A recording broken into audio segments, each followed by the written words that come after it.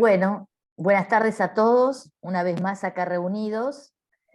Les cuento, por si me olvido al final, que a partir del próximo encuentro, como yo me voy de viaje, quien me va a reemplazar es Graciela Steinberg en la presentación de los invitados y en la coordinación del espacio, por 3 semanas, ¿verdad, Graciela? Bueno, en el día de hoy, nuestro invitado es Daniel Paola. Daniel Paola va a trabajar la clase 12, la sexualidad en los desfiladeros del significante, el caso Anao. Daniel Paola es AME y AE de la Escuela Freudiana de Buenos Aires, institución de la que ha sido presidente y en la que dicta anualmente su seminario. Recién recordábamos que su presidencia fue en el 2001. Autor de los libros La impredicatividad del enlace entre los goces del sujeto del inconsciente, escrito junto con Fernanda Restivo, Silvana Tagliaferro y René Leu. Autor del libro Inconsciente, límite y metáfora, Psicoanálisis finito e infinito, estallido del universo del discurso. Bueno, Daniel, muchas gracias por aceptar la invitación. Me muteo y te cedo la palabra. Y gracias. Bueno, muchas gracias por la invitación. Como siempre tengo que buscar los papeles, digamos, para poder hablar. Y, a ver, tenía dos opciones. O sea, tenía 3 subrayados en el libro. Eso quiere decir con distintos colores. Eso quiere decir la cantidad de veces que lo leí. Una con lápiz, otra con un color de verde y otro con otro, de color verde. Con lo cual, esta sería la cuarta. Es decir, más allá de lo que me haya fijado durante mi vida sobre esta clase, porque sinceramente esta clase es... no me siento capaz de plantear exactamente la dimensión que tiene. Es decir, no tengo palabra para decir la dimensión que tiene esta profundidad de Lacan en este seminario, ¿no? Que es uno de los seminarios, desde mi punto de vista, más complejos, pero más complejos. Yo creo que es como si la complejidad llegara a un punto que usted va a decir, bueno, pero escuchame, Daniel, y el fantasma. Mira, ya plantear el fantasma es realmente, también tiene una claridad mayúscula, pero ya es el empleo de la matemática de una manera un poquito más desarrollada. En cambio, acá todavía no. Recién está empezando a emplear algún matema, ¿no?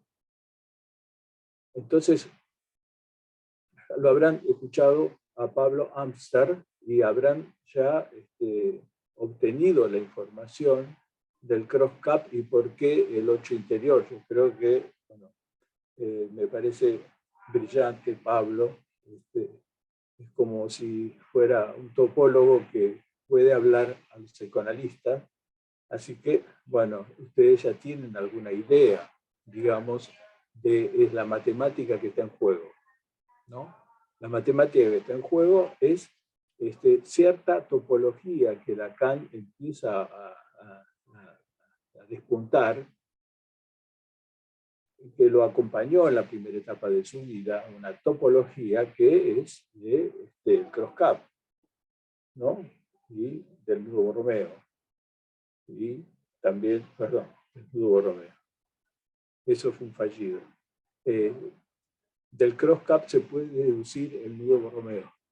Si vamos haciendo, es decir, es un punto nodal cuando plantea el 8 interior, porque a partir de ahí, siguiendo una matemática del 8 interior, del cross-cap, de la banda de Moebius, de la doble banda de Moebius, terminamos en la construcción de un nudo. Es toda una concatenación topológica, topológica lacaniana, topológica de una lógica. Ojo, no es topología, es la topología de una lógica, que no es lo mismo que la topología. Es la topología de una lógica y encima la topología de una lógica psicoanalítica. No estamos haciendo una... no estamos compitiendo con la topología. Estamos diciendo que hay una topología mental que podemos expresar de determinada manera si seguimos esta lógica. Puede haber otras lógicas mentales también. Esta es la primera. Esta es la primera en cuanto a una topología mental. Es decir, no puede ser que más adelante aparezcan otras topologías y nosotros nos queremos admirados porque, bueno, ha aprendido la vacuna, ¿no? Es decir, ha aprendido la vacuna quiere decir que efectivamente ha sido efectivo la transmisión en la cultura. Todavía no hay otra topología más que la lacaniana. Y otros de los que nos decimos lacanianos, pero es una topología que está siempre de acuerdo con lo que Lacan dijo. Yo no, a veces cuando en el plano, por ejemplo, René Leu, con eso y con él, es el que se encarga de una topología siempre en el plano. Siempre lo refleja en el plano y hace hasta el descubrimiento de distintas situaciones mentales, como por ejemplo el flujo, que ya voy a llegar al flujo.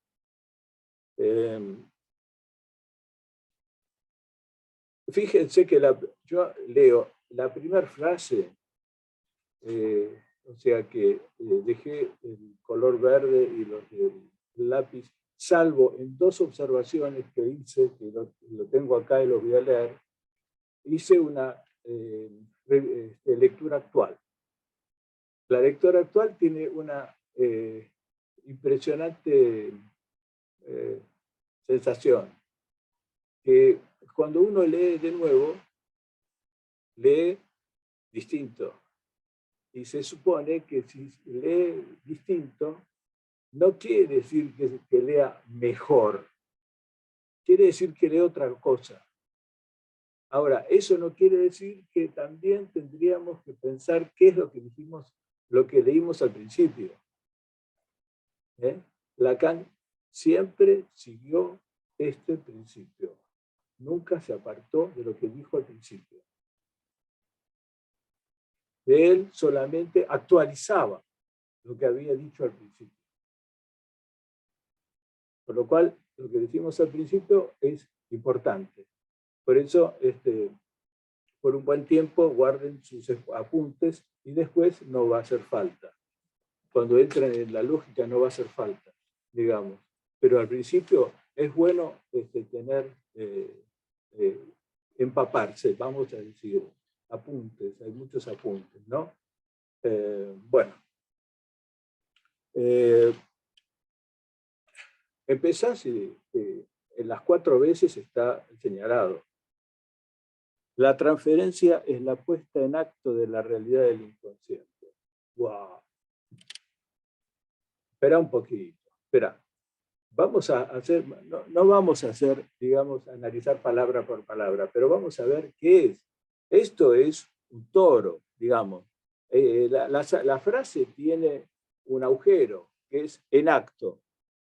Fíjense, la transferencia es la puesta en acto de la realidad del inconsciente. Ya en la escritura hay un toro, es decir, hay un agujero central, que es el acto. ¿Qué es el acto? Que a nosotros nos preocupa.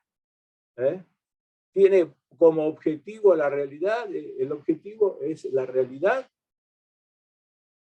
dice Lacan. No. Es distinto de la realidad, con lo cual nos quedamos siempre con ganas de saber cuál fue la realidad, porque nunca lo vamos a saber. Porque esa realidad es una realidad ideal. No es una realidad existente, es una realidad ideal, donde podríamos decir no hay otro del otro, por ejemplo. Podríamos decir eso ahí. O sea que no tenemos como objetivo la realidad del inconsciente, ¿no? Porque entonces cuando tengo más inconsciente, la realidad es, a ver, yo ya me la sé, ¿viste? Yo ya me la sé. Y yo es decir, no voy a tratar, fíjense, ¿no? Voy a tratar de nunca saber, es decir, no saber nada.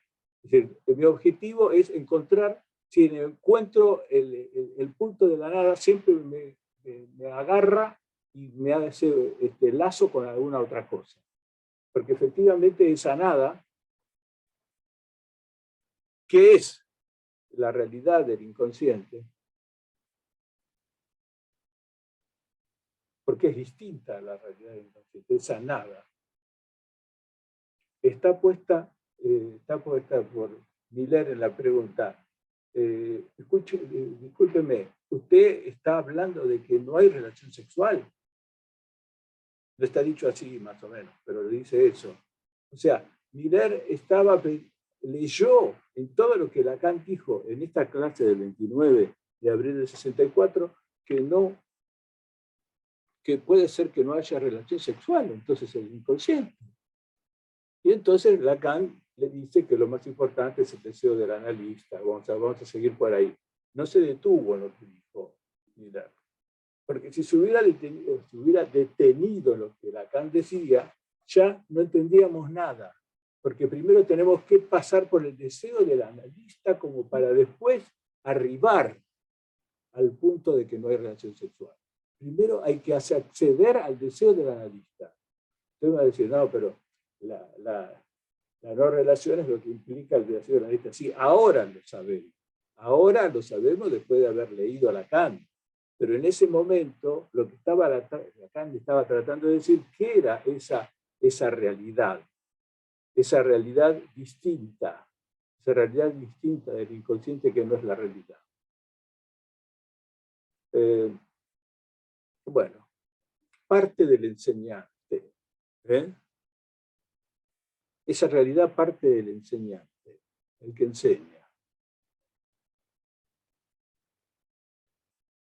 O sea que ya de entrada está mencionando que hay un discurso de un universo singular. Ya es no todo. O sea, no hace falta. Después él va a decir que es no todo. Después más adelante va a decir que es no todo para que aclarar nuevamente, volviendo sobre este punto, pero acá ya lo está diciendo. Porque es parte del enseñante lo que implica el inconsciente. Es decir, esa realidad. Es decir, el enseñante es parte de esa realidad distinta. O sea que el que enseña también está preso de esa realidad distinta. No es que hay una división entre maestro y alumno. No, el enseñante no sale de esa realidad sexual. No sale de esa realidad sexual. Está presente siempre. ¿Qué es esa realidad sexual? La realidad del inconsciente.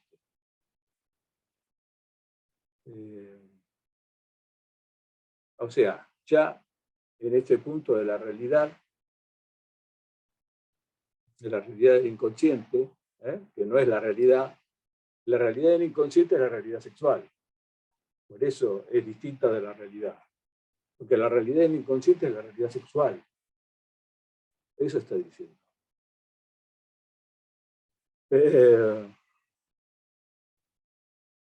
¿Qué sabemos sobre el sexo? O sea, que está planteando que lo primero que llama la atención en la cultura es que hay entiendan lo que estoy diciendo. Estoy hablando del paleolítico superior, perdón, o medio, hace 30.000 años. hay hombre, o hay, mejor dicho, vamos a sacar a uno. Hay macho y hay hembra. Es decir, lo que construimos después, estamos en el siglo XXI, 32.000 años después, obviamente vamos a plantear de que la realidad del inconsciente podría tener distintas situaciones de la realidad sexual. Es decir, más allá de que yo apoye o no esté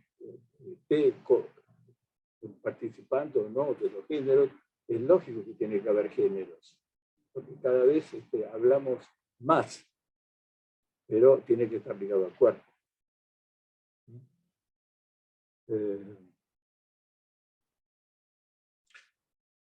El asunto es que sabemos muy poco del sexo, sabemos un poquitito más, nada más.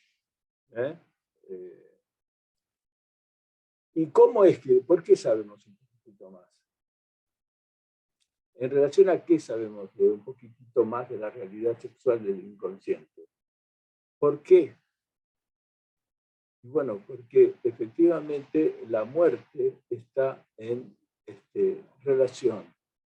La muerte resulta trascendente en esta realidad sexual. Y eso lo demuestra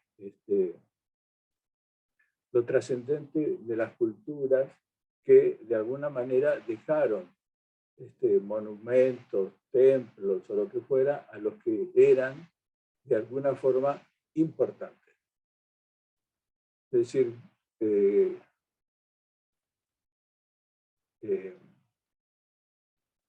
perdón, que no sé qué pasó acá, Valeria.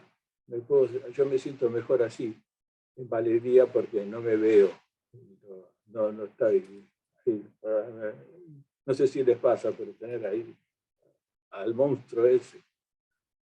No. Bueno.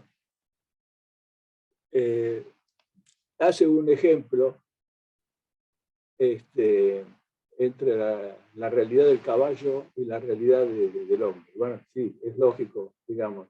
No hay los caballos ni los caballos, es lógico. Evidentemente hay una realidad que tiene que ver con la sexualidad.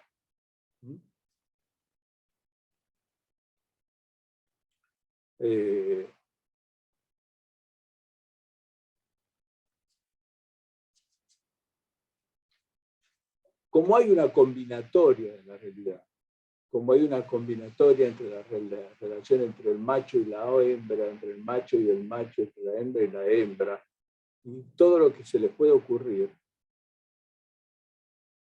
como hay una combinatoria de la realidad, esto es así, hay una combinatoria, porque existió siempre, digamos, hace 30.000 años también debía existir. No arreglado como ahora, pero evidentemente había algún tipo debe haber habido, tenemos que leer a Levi-Strauss un poco para saber, pero estoy casi seguro. No busqué a Levi-Strauss para decirle esto, me parecía demasiado. Pero yo creo que sí lo dice.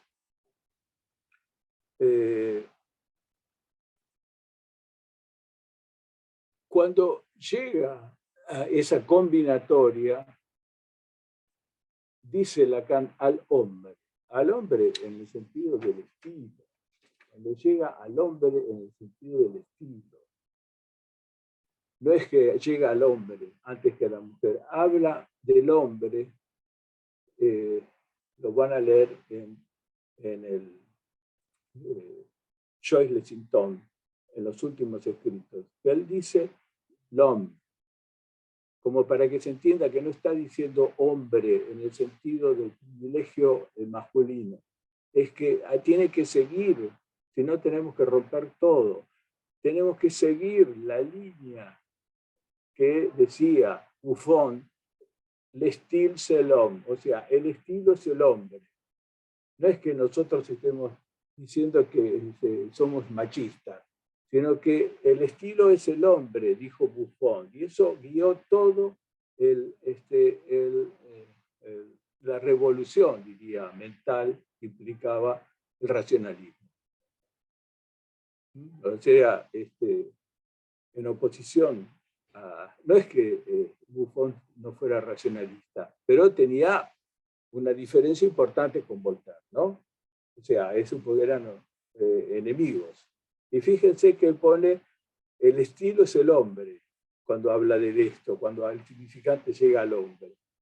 Si el significante llega al hombre, quiere decir que es mejor pensarnos como en el chimpancé que tenía Buffon como mascota.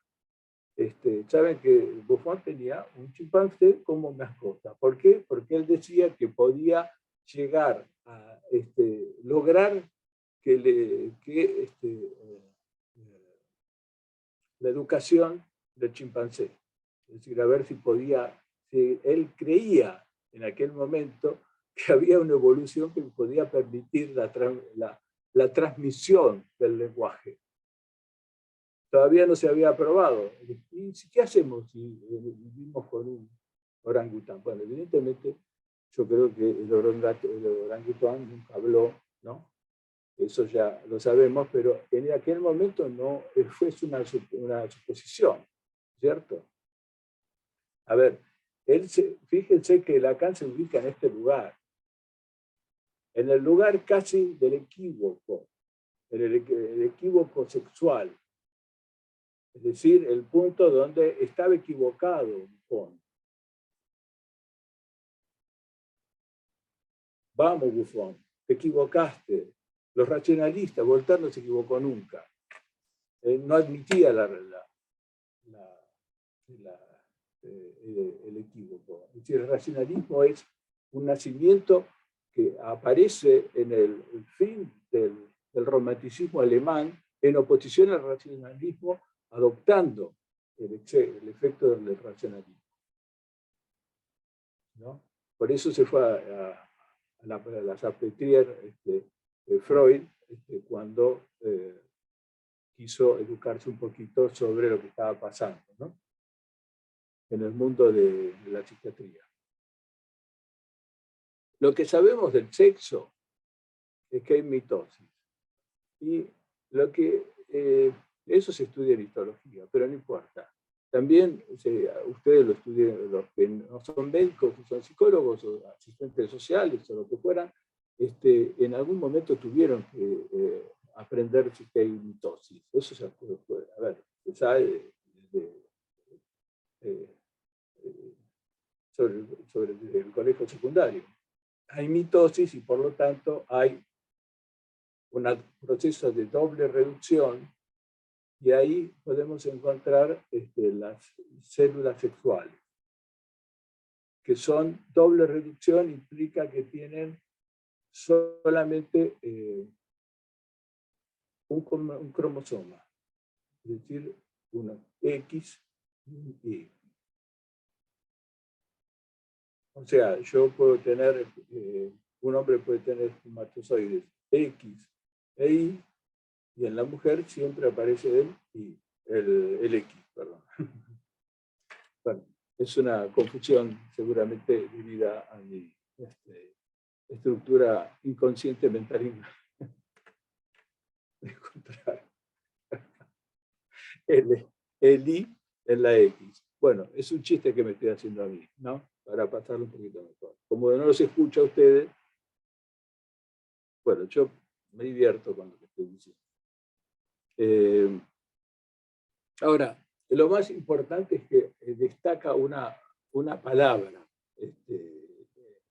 Lacan, remanencia. Es decir, hay residuos en el proceso de la mitosis. Hay residuos cromosómicos, ¿no? O sea, a partir de ahí, de esos residuos, es que podemos encontrar lo que atañe al significante y al objeto A. Es decir, no por una cuestión de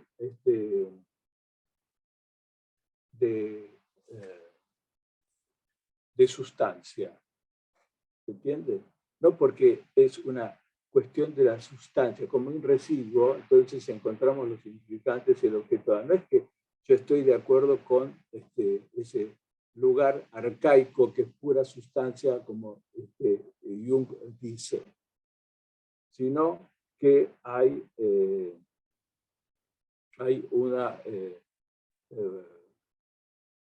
un lugar donde el objeto A, lo tengo dicho acá, sí, haciendo referencia aquí a la función de la A minúscula, no precipito en una especulación analógica.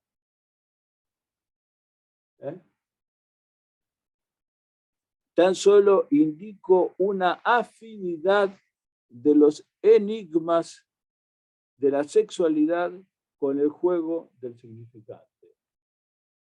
Es decir, esos enigmas de la sexualidad son los que provocan el juego de los significantes. Es un enigma y un juego. Me estoy jugando con un enigma. Estoy jugando con un enigma. Eso es el objeto A. Es decir, estoy jugando con un enigma. Eso es lo que se constituye como objeto A. Entonces, acá pone de manifiesto algo que es una discusión que tiene más o menos, perdón, de acuerdo a lo que me acuerdo, no lo tengo anotado, es un recuerdo, hay que buscar esto en la relación de Ricoeur con Lacan y la relación de Lacan con Ricoeur, y se van a encontrar ustedes que en algún momento se pelean, y es después de esta clase, porque, o más o menos, por ahí. Seguramente los que estuvieron lo deben saber perfectamente. Yo que no solamente lo tengo como referencia, sabemos que por lo menos en esa época se produce una distancia con Ricoeur. ¿Por qué? Porque Ricoeur sabía eso, que no es la inmanencia del arquetipo junguiano, que es la pura sustancia del inconsciente, momento que Freud se separa de Jung, ¿no? No hay sustancia, le está diciendo. El inconsciente no es una sustancia que viene de tiempo desde el paleolítico inferior del cual estaba hablando antes o del superior. No es que vengo desde el arquetipo, sino que no es sustancia. Y si no es sustancia, está ligado a la actualidad de ¿qué? Del deseo. O sea, no es sustancia, es deseo. Sí, lo digo como para ver qué es la realidad sexual del inconsciente, no es una sustancia. En ese momento Ricoeur intenta decir que todo esto es el ser de la heurística. Y Lacan se pelea, acá discuten. Más allá de que fuera exactamente lo que estoy diciendo, no es que Lacan no estuviera de acuerdo con utilizar la heurística de otra manera, que por supuesto lo hace con las cadenas de Markov. Las cadenas de Markov nacen de lo heurístico, es decir, el antecedente que es ligado al consecuente. Es una cadena. Las cadenas de Markov es una heurística. Entonces lo que está diciendo, mira, no es el ser. O sea, el objeto A, ese deseo, ese objeto que de alguna manera produce el deseo, que no es una sustancia, no es tampoco una cadena. Es decir, la cadena significante es lo que se produce por la cadena significante, pero no es una heurística.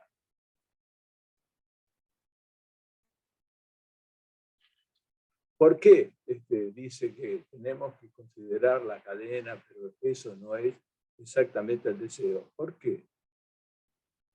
Bueno, porque lo que obviamente Ricoeur no tiene en cuenta, porque él no es psicoanalista, él es historiador, él es filósofo, está buscando la cuestión del ser, en cómo puede avanzar, digamos, su ciencia filosófica.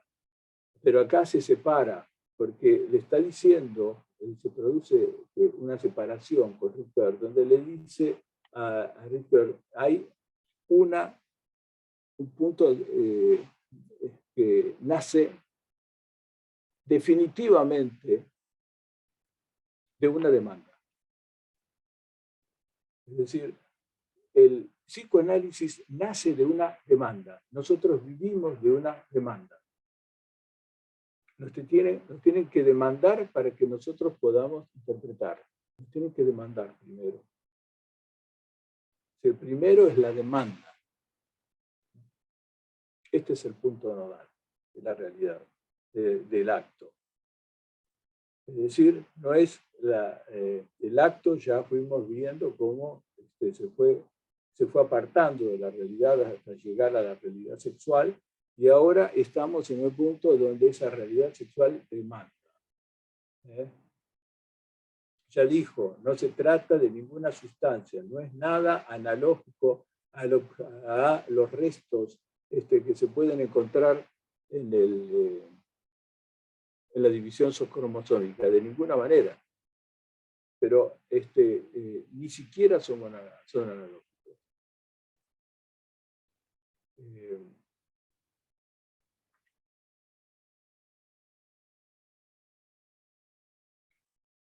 Son solamente la descripción de un punto, de un punto nodal.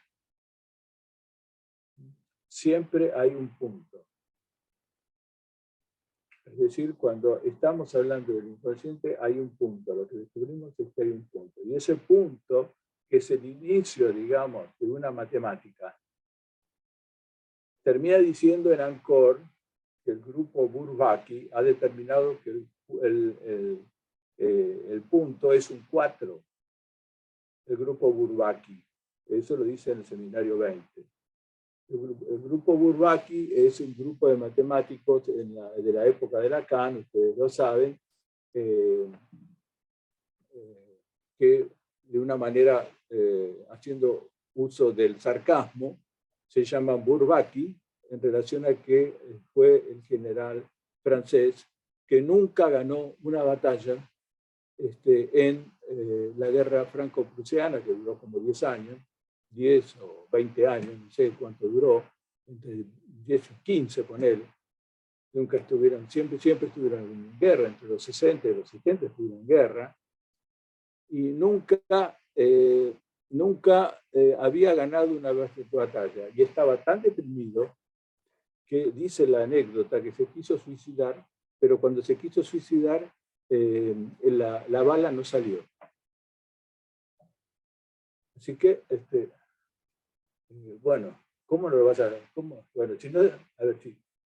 Es un punto de posibilidad. La bala no salió. Es decir, lo único que sabemos es que la bala no salió. Y entonces tenemos el punto 4. El punto es 4. ¿Por qué le están diciendo? Porque es una falla. No podemos hablar del 4. Solamente podemos hablar del 4 en cuanto al punto, si es que tomamos la cuestión de Cantor y de Friedrich, ¿no? 0, 1, 2, 3 es 4. ¿No? El 0 es un 1. Entonces ya marqué el 2, y 2 más 1 es 3. 0, 1, 2, 3. 1, 2, 3, 4 sería lo mismo, pero sería 0, 1, 2, 3. Bueno. Estamos en el punto del residuo, y ahí es donde lo que nadie quiere hacer. Vieron que cuando estamos los psicoanalistas nos caracterizamos porque queremos escuchar los que demás no quieren escuchar. Anda vos a escuchar, nos pueden decir desde el hospital, ¿no? Anda vos a escuchar. Y también dentro de las instituciones hay gente que no quiere escuchar nada. No importa, pero nosotros vamos siempre a escuchar. Así empezamos. Y la dimensión sexual aparece en este esquema lingüista que Lacan construye entre metáfora y metonimia. Por eso necesita la metonimia. Es decir, que para poder decir que hay metáfora, no habría metáfora si no hubiera metonimia. El si no hubiera metonimia quiere decir que es lo que engarza las metáforas, que es el campo del sujeto en última instancia, y que es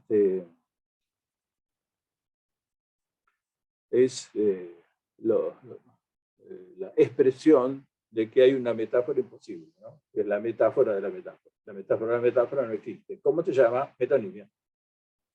O sea que no hay metáfora de la metáfora. Sí, no hay metáfora de la metáfora. Es decir, la metáfora aparece. No es que yo voy a hacer una metáfora de la metáfora de la metáfora. No, aparece en acto. Y eso es en acto con ustedes haciendo esta breve disertación que me hizo refrescar todo este menjunje y que gracias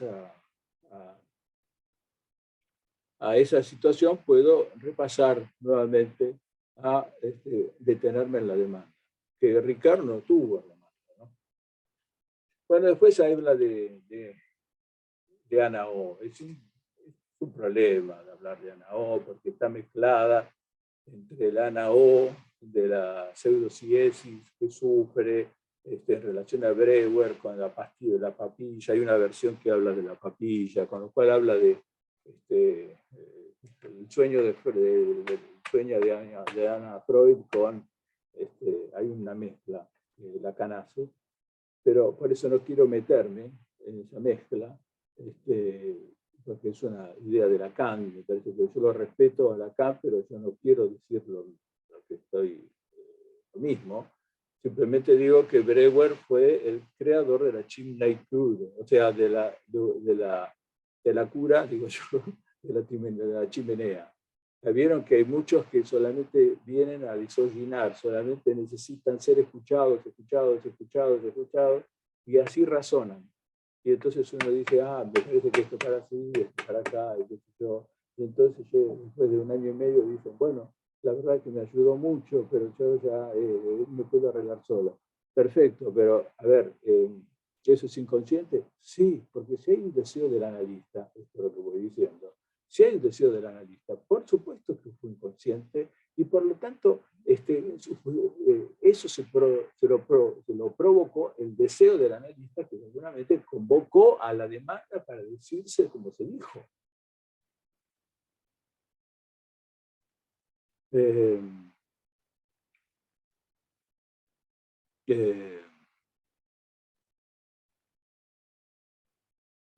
Lo más importante para hablar de Ana O y hablar de Breuer es que, bueno, obviamente la pseudociesis hace que es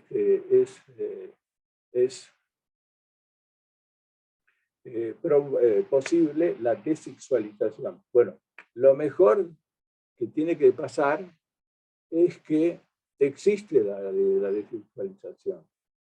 Si no existe la desexualización, quiere decir que estamos en un problema. Si uno intenta la desexualización y no lo logra, y estamos en un problema.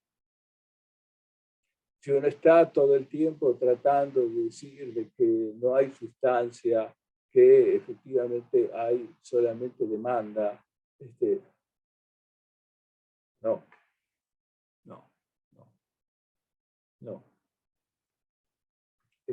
No hay caso. ¿Qué quiere decir? Que si uno intenta desexualizar, lo hace hasta cierto punto. Es decir, se puede llegar hasta cierto punto de la desexualización. Es decir, no hay una desexualización completa. No es que se puede hablar de desexualización porque hay un cuerpo. Uno tiene que abocarse a decir se desexualiza. por supuesto, pero el cuerpo no se desexualiza. El cuerpo sigue sexualizado. O sea que lo que estamos diciendo es que la alucinación sería un efecto de aquello que no se desexualiza, por supuesto. Eso es lo que está diciendo. Que en la alucinación no hay desexualización. Si no, fíjense las pobres y terribles alucinaciones de Schreber que lo llevaban a la satisfacción máxima del goce sexual. Él decía que sufría por eso.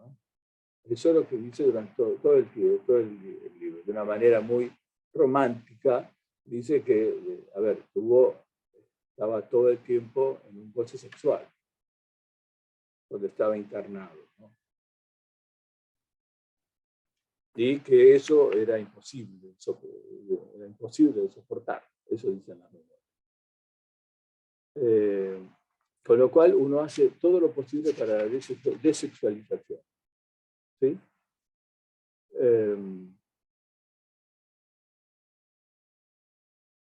Si uno puede desexualizar, ahí recién aparece el otro interior. Ahí podemos entender de que el deseo, en algún punto a través de la demanda, a través de la transferencia, en un punto se transforma en deseo.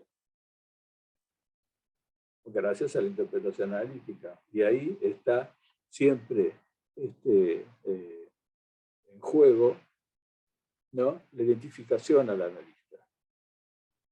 Con lo cual, evidentemente, hay que tratar de evitarlo, aunque eso sucede en transferencias más prolongadas, si no, no es tan observable. Hay toda una cuestión sobre el suicidio que no voy a detenerme porque nunca, no sé, eso es lo que dice hubo suicidio, no suicidio, qué sé yo. Porque cuando Brewer se va, renuncia al tratamiento, se casa, entonces va a la luna de miel y se queda embarazada la mujer, y entonces Jones dice que después se suicida la hija o el hijo, no sé muy bien, porque no quise averiguar. Después otros, escuché porque otros lo negaban, que eso no fue así, y encontraron, bueno, con lo cual no tiene ningún sentido. Si efectivamente Brewer, el pobre, tenía la culpa o no tenía la culpa. El tema es que lo que sucedió es que hay un punto de sustancia que está arraigado en la realidad sexual, que a veces es posible que no pueda desprenderse de sustancia. Es decir, por eso Lacan dice, no hay ninguna analogía, es lo que a mí me hace construir la idea del objeto A. Si quieren, lo leo de nuevo.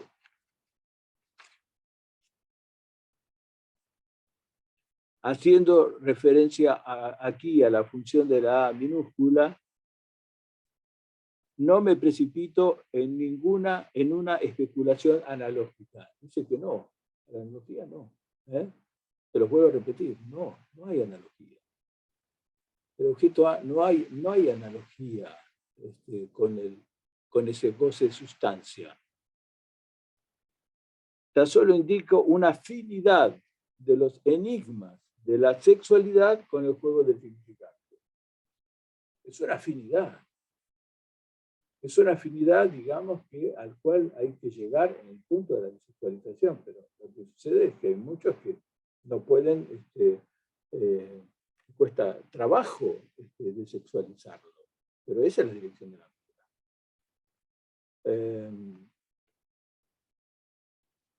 Finalmente, acá llegamos a donde el punto para...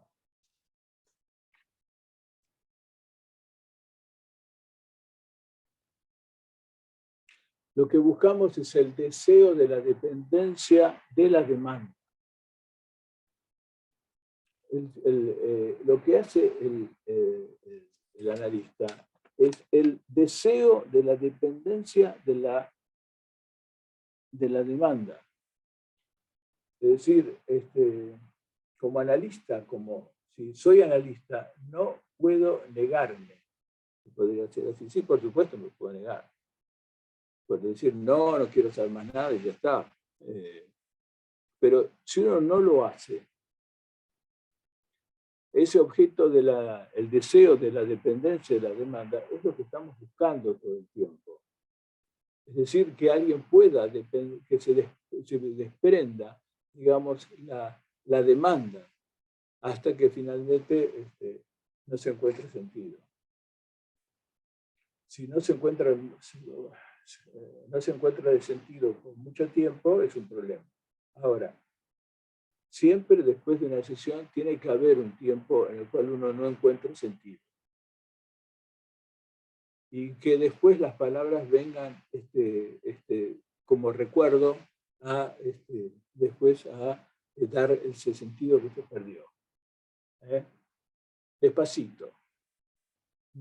Hay muchas veces en que se termina una sesión y entonces vamos a poner al lado del analizante, digo, ¿qué pasó acá?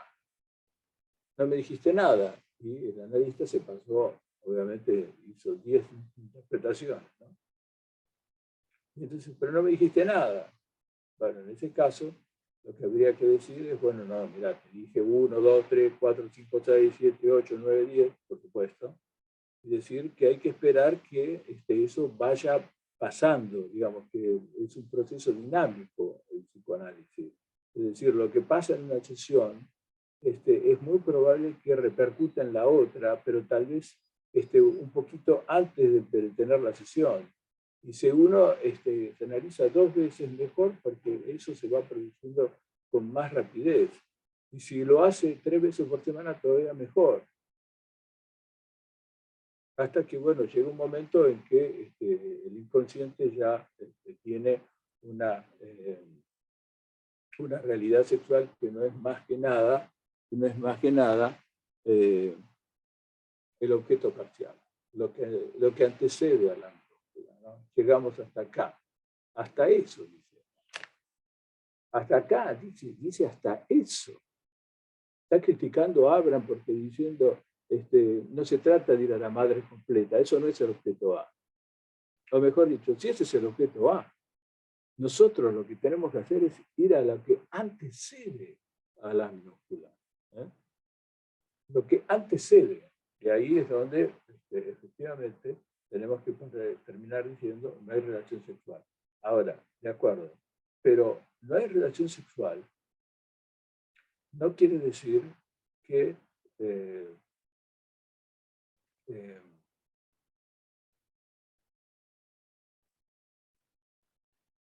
haya exactamente una dimensión temporal que pueda reunir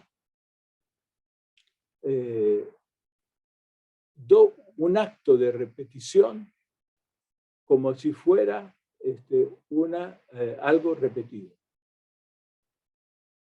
Es decir, ¿cómo se funda la repetición? Hay momentos en que el analista lo que hace es fundar la repetición. Es decir, nunca el analizante pasó por ese momento. Y entonces ahí lo encuentra.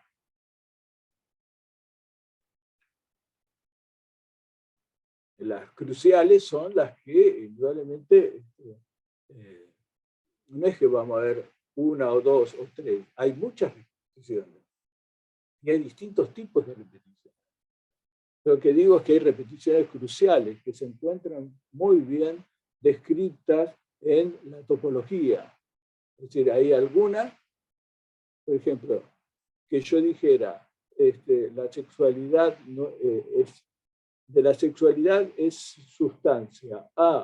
El objeto desexualizado es una banda de Moebius que da vuelta y entonces encontramos en el mismo punto, por arriba y por abajo, algo que es completamente paradojal, ¿no? Nosotros vamos a la paradoja. Es decir, vamos al extremo. Es decir, que no hay sustancia. O sea, hay veces que se crea en análisis, se crea la repetición.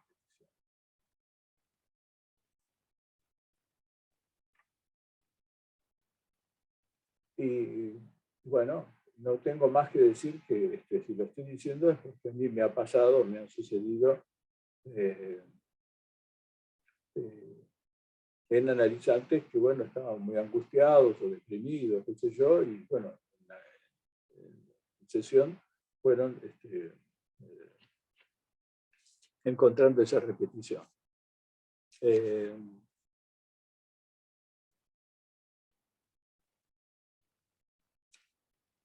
O sea, lo que más nos tiene que llamar la atención es que lo que nos importa es el deseo del analista. Es decir, es el deseo del analista que es el deseo de la demanda, de la dependencia, de la dependencia de la demanda, para que uno pueda seguir interpretando, hasta que finalmente esto concluye. En cualquier momento, bueno, después de dar algunas vueltas, como dice Lacan, se puede prescindir. Ustedes van a decir, bueno, pero yo estoy diciendo al mismo tiempo cuál es el deseo del analista, y no es el deseo de lo que tiene que suceder en los análisis que ustedes conducen. En el análisis que ustedes conducen, empieza con la limpieza de chimenea, es decir, con alguien que viene a relatar de una manera específica y con ustedes, porque la demanda se destina con ustedes como analistas, algo que implica un razonamiento, hasta que van encontrando algún tipo de significación. Ah, entonces esto que pasó, o sea, lo que yo estoy diciendo ahora es lo que me pasó en lo que tuve como recuerdo, ¿no? Sí. ¿No?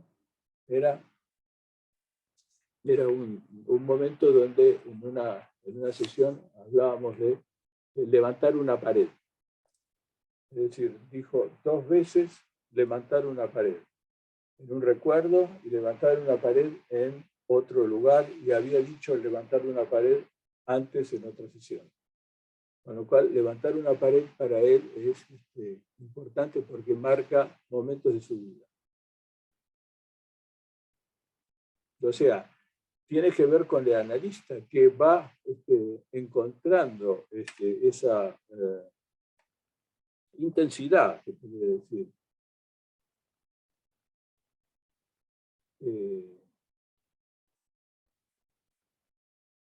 del inconsciente en la medida que va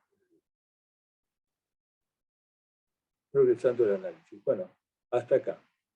¿Sí? ¿Está bien? Muy bien, gracias, Daniel. Vamos a dar espacio a los comentarios y a las preguntas. Perdón. Leo algunas cosas. Cuando a ver, voy a explicar, a ver. Hablaste de los racionalistas, Cecilia dice... Acá dice, a ver. ¿Te encontraste? Los racionalistas Cecilia, son... Cecilia. Sí. Los racionalistas son los no incautos que yerran. Está bien, vamos una por una, ¿ok? Bueno, vamos a ver. Los racionalistas son los no incautos que yerran. Que yerran.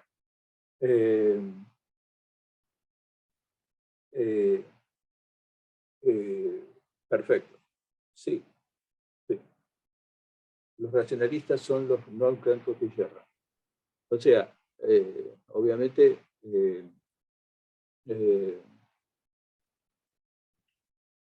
podemos decir que los psicoanalistas son los no incautos que yerran.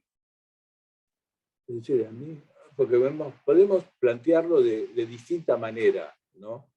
Ah, no, mira, yo no voy, a ver, yo voy a ser incauto. Yo voy a ser incauto. A ti no yerro. A mí no me van a agarrar, ¿no? a mí no me agarra.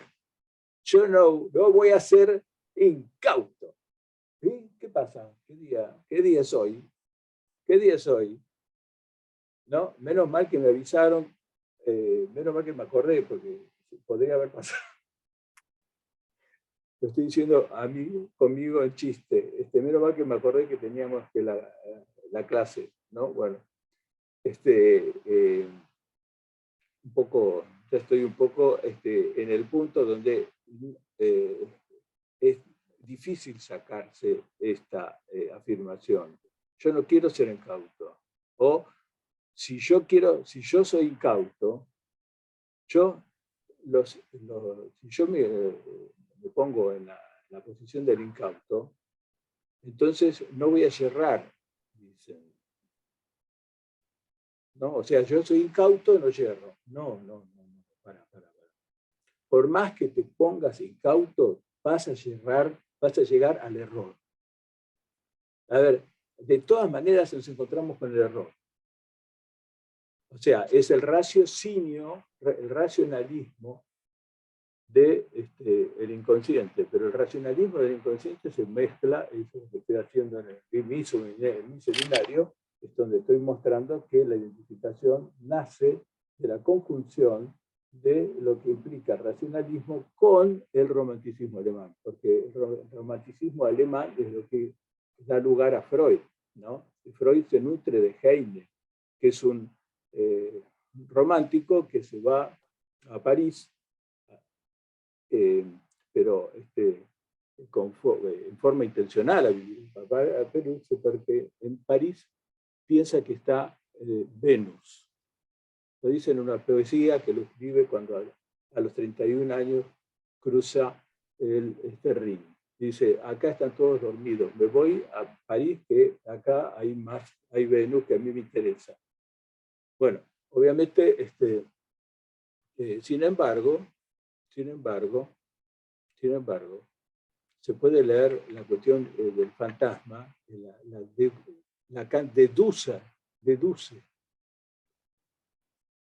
con el aporte de Freud el racionalismo de Descartes. Ni soy, ni pienso. No pienso, ni soy. ¿No? Es decir, los analistas somos, si estamos identificados al deseo del analista, estamos en relación al raciocinio que conjuga el racionalismo y el romanticismo. ¿Mm? Es decir, el romanticismo que no es exactamente más que decir que hay un inconsciente para cada lengua, aunque nos encontramos en la cuestión de la identificación, porque entre dos podemos hacer un fantasma.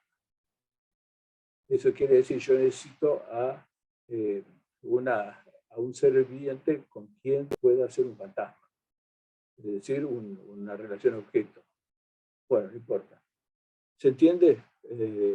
¿Contesté la pregunta? Y igual en el chat se dio un diálogo entre Graciela y Cecilia, que lo quiero leer. Los racionalistas, dice Graciela, son los cautos, no los incautos que yerran. Van en línea recta y sin perderse. Eso intentan a partir de la razón. Y Cecilia dice, no se dejan incautar, yerran y eso es considerado como error en ese sentido. Bueno, les contesté, digamos, lo más importante es que ustedes piensen que, olvídense que si tienen que ser incautos o no tienen que ser incautos. Analicen más bien por el porqué del error, porque el error se tiene que transformar en equívoco. El error aparece siempre. Entonces, del error pasamos al equívoco, del equívoco pasamos a la palabra, de la palabra pasamos al olvido, del olvido pasamos al lapsus, y del lapsus pasamos por la metida de pata, y de la metida de pata pasamos a la equivocación. Es decir, vamos haciendo todo un recorrido a través del error. Nos está diciendo que no tenemos que asustar con el error. ¿Me entienden? Es decir, me parece bien que estén discutiendo cuál es la posición del analista. Pero la posición del analista, para mí, el deseo del analista está guiado porque efectivamente uno encuentra el error. Es decir, el error que es necesario transformar en palabras para que a su vez produzcan el olvido, para que a su vez produzcan dichos que se olviden o que hagan lapsus. ¿Sí? ¿Contesté? Perfecto. Bien, a ver, escritas no hay más preguntas, pero si quieren habilitamos micrófono y esto va a permitir un diálogo que le puedan consultar o preguntar o comentar. Debbie, no sé si vos podés habilitar micrófonos. Sí, ahí si alguien quiere decir Perfecto. algo. Bueno.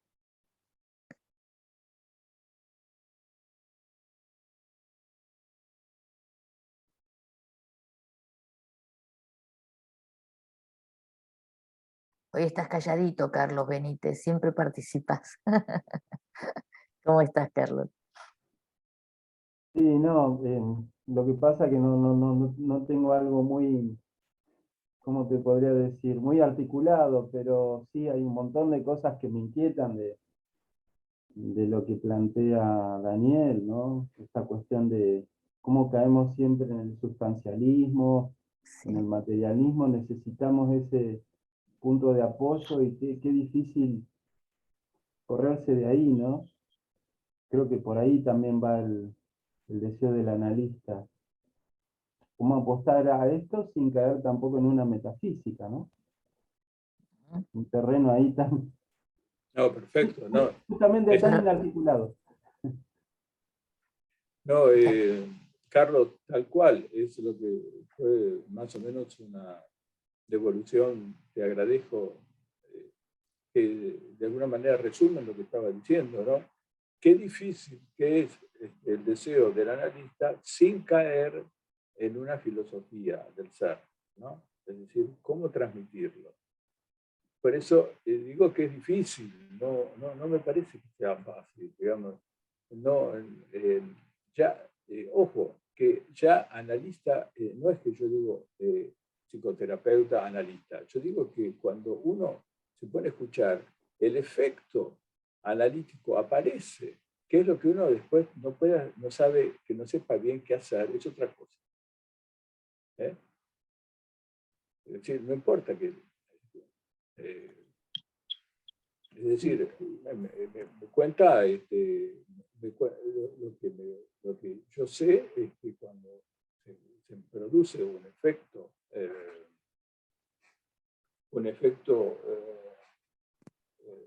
psicocognitivo, siempre hay una interpretación, siempre. Es decir, si uno encuentra alguien que está haciéndolo de una manera organizada, me parece que uno recibe una interpretación. No es que ellos están lejos de la interpretación, lo que pasa es que ellos no hacen una teoría de la interpretación. Interpretan típicamente. Puede llegar, ¿qué haces con esa interpretación? Es otra historia. Estoy diciendo que hasta los neurocognitivos reciben la demanda y muchas veces tienen que interpretar. Y hay veces que interpretan muy bien. Sí, a pesar de que yo digo que soy psicoanalista, fui presidente 2 veces, una vez vicepresidente, tengo los títulos, eso, ¿no? Que como decía, leer, los libros, qué sé yo. Sin embargo, te estoy diciendo que hay algo que, cómo uno se desprende de esa sustancia. ¿Cómo es que uno escucha una demanda? Es decir, sabiendo que la demanda se produce con uno, no con cualquiera. Porque si fuera otro, sería otro. Sí, Graciela. No, tenés que desmutear. Estás muteada, sí. Ahora, ¿qué tal? ¿Qué tal, Daniel? ¿Qué tal? A mí me parece que sí, uno de los problemas es el tema de la sustancia y de la materia, como dice Carlos. respecto de la materia, Lacan siempre ubica, el soporte material lo ubica desde el comienzo en la letra, y eso no lo abandona, me parece. Con respecto a la sustancia, dice que la única, no hay sustancia, no es como en Descartes, que es racionalista, por eso yo creo que los racionalistas no quieren ser incautos, todo lo contrario. La sustancia es gozante, dice, el goce es sustancia. A mí me parece, a mí me interesa la cuestión de los nudos en topología, que una forma de sortear el tema de la sustancia es, en topología de nudos, es con la consistencia, porque la consistencia no es sustancia. De todas maneras, si vos te fijas en RCI, al final, en la última clase de RCI, porque yo lo estoy trabajando, dice, vamos a ver qué sustancia le vamos a dar al nombre del Padre. Y eso la verdad que porque yo estaba con el tema de cuidado con la sustancia, ¿no? Y eso me inquietó. Eso está al final de RCI. Pero de todas maneras me parece que la consistencia es una forma de no entrar en una metafísica, no hacer una cuestión con el ser o con el ente, como hace Aristóteles. Es lo que, no sé si se entiende cuál es mi preocupación al respecto. Bueno, muchas gracias.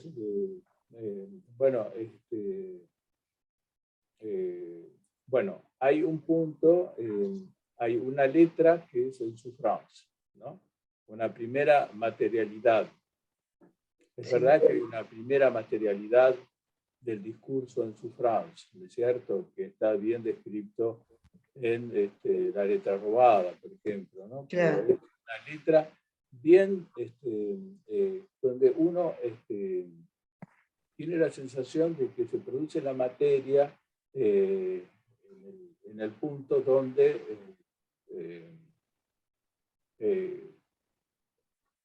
es, ¿cómo te podría decir? Es la marca de lo que implica el sufrimiento, o mejor dicho, el enlace predicativo que el sujeto tiene que realizar como para poder estar en el mundo, ¿no? Esas letras que nos enseñan en el primario, o esas letras que son primarias, o mejor dicho, esas letras que están en el transcurso del análisis. Pero hay un momento cuando ya llegamos a RCI, donde lo más importante es el agujero. Y cuando llegamos al punto del agujero, ya la letra se transforma. No es como dijo Milner en su momento, que era una letra, el nudo Borromeo. No es una, no es una letra. No, él tenía un error con respecto a la consideración de una letra. Lacan decía que la letra estaba directamente pegada, había un trazo que lo pegaba al nombre. Es decir, tiene que haber habido alguien que dijo que las marcas de la cerámica, para diferenciarlas, alguien juntó míticamente para hacer un alfabeto. Cuando llegamos a ese punto, al punto donde efectivamente estábamos, cuando terminé hablando, estaba diciendo que el deseo de analista va hacia el punto de la cuestión del objeto parcial, de la función. En ese punto, Lacan se anima a hablar de materialismo. Palabra. Es decir, ¿qué quiere decir el materialismo?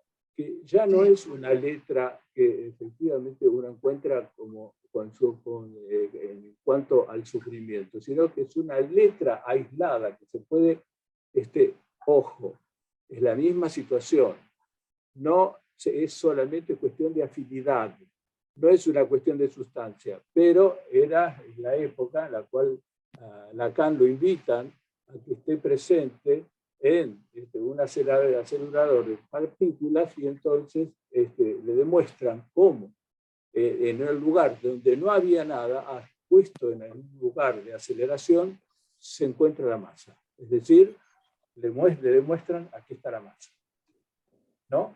Es decir, que se produce masa en el punto de la aceleración. Cuando hay aceleración, hay partículas que hacen masa, ¿no? Dice, eso es esto es afinidad. Con lo cual dice, bueno, entonces Mott, que evidentemente tiene que ver con la palabra, Mo, es palabra, Claro. es el materialismo, quiere decir que la letra está directamente ligada a la palabra. Algo así como que no es que esté diciendo dejo de lado la lógica significante, no, la lógica significante está necesariamente utilizada, o mejor dicho, sigue vigente representando que un sujeto significante representa a un sujeto para otro significante, está anunciando que solamente hay representación. Digamos, hay una representación que plantea una significación directa. Con lo cual, la relación a la letra, de acuerdo a esta teoría de Lacan, en un seminario y lo que termina diciendo en otro, es paradójico, pero no se puede quitar la materia, no puedo dejar la existencia de la materia o del materialismo sin decir que hay materialismo histórico, es decir, que hay un síntoma. Y si hay un síntoma, quiere decir que hay una materia que no es necesariamente materia. O sea, ya sabemos que en ese momento no estaba diciendo que había materia. Claro. No estaba bien con los materialistas, estaba discutiendo con los materialistas. En el seminario 17 discute con los materialistas, ¿sí? Sí, pero no para decir desde mi punto de vista que hagan lo que quieran, digamos. No está diciendo, con los marxistas. Sí, estoy diciendo eso. Estoy diciendo. Él termina diciendo que ustedes lo que buscan es otro amo, ¿no? Claro, entonces, evidentemente, eso está asignado y ustedes están buscando otro amo. Entonces, la enseñanza de Lacan es que no se trata de encontrar un amo, sino de encontrar la pulsión. La pulsión, el deseo del analista es el encuentro con la pulsión, y la pulsión es el flujo discursivo. Cuanto más discurso discursivo haya, y esto se logra con el análisis, es lo que está más en función del deseo, finalmente.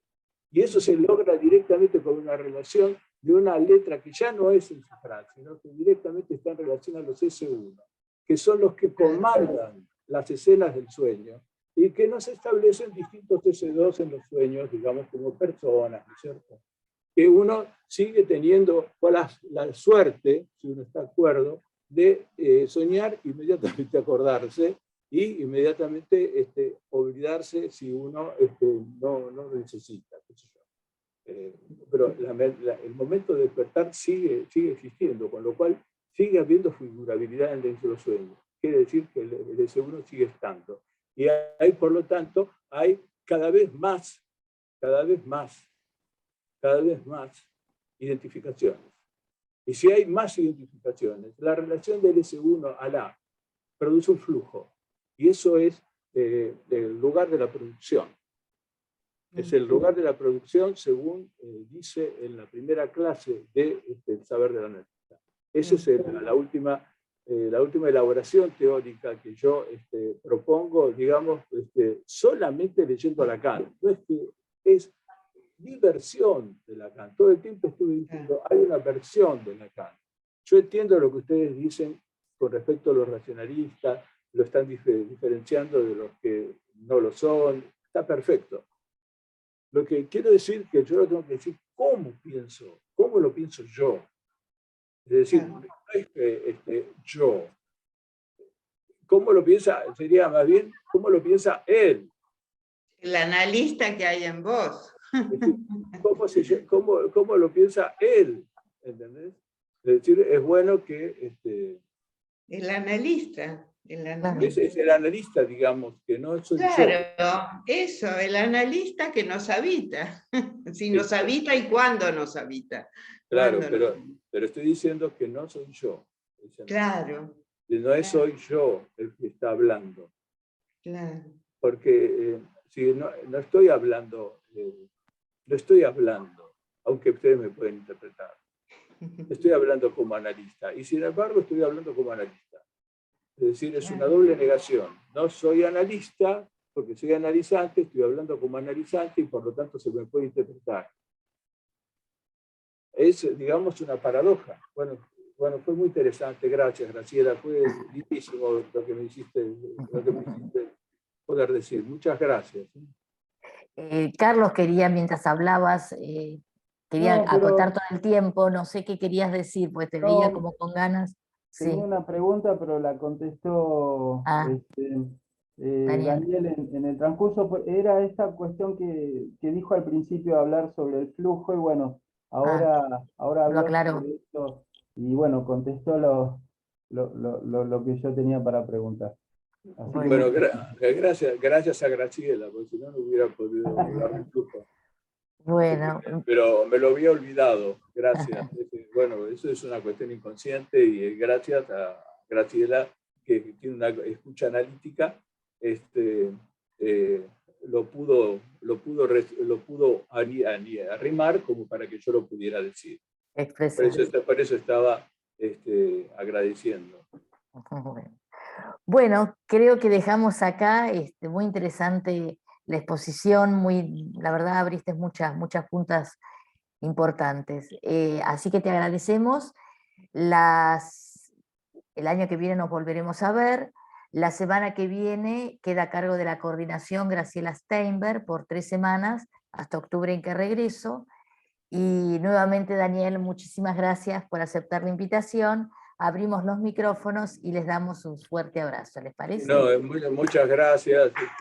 Es un gusto. Gracias. Gracias por invitarme. Gracias. A ver. Gracias. Gracias. Muchas gracias. Buen Chao, viaje, Estela. Estela. Chao. Gracias. Gracias. Gracias. Gracias.